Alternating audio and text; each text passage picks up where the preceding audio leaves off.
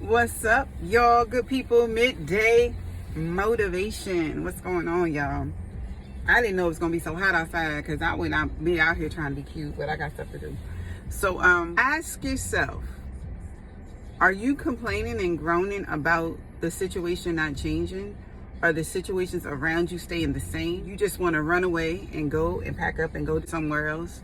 Or are you really assessing what version of you you're taking into each situation you're in? Do you get what I'm saying?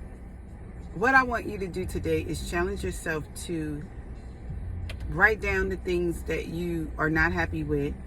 Write down the things that you would like to change. Write down the places in your life that you would like to see a change happen.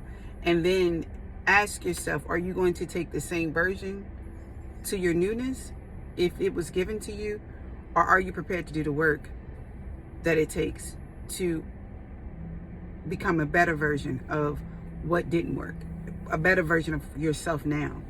Because sometimes we don't realize that there are debilitating beliefs and thoughts that have taken up so much space and shop in our lives that we put it on like we put on our makeup, we put it on like we do our hair, we put it on like we do our clothes.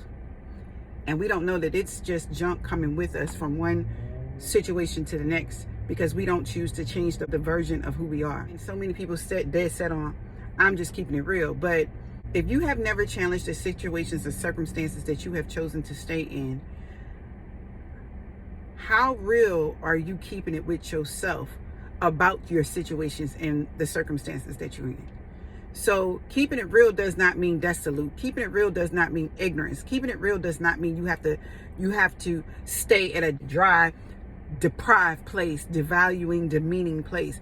Keeping it real has nothing to do with that. Keeping it real means that you have not assessed the real things that's in your life that you need to change to get to the better things that you hope for.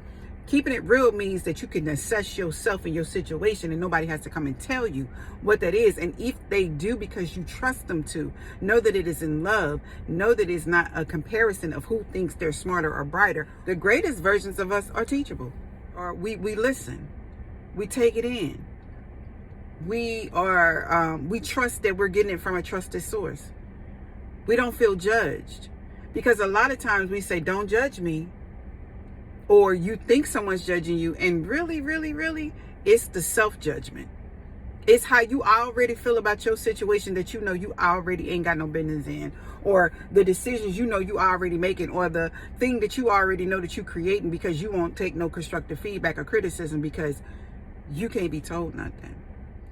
So today, challenge yourself to assess your circumstances and situations really, truly, and honestly, and say, okay, if I get the change that I want in my situations and circumstances, if I get the change that I want in my job, if I get the change I want in my children, if I get the change I want in my marriage, if I get the change I want, whatever it is, am I prepared to do the work to be a better version? Because these circumstances will not fit that new circumstance.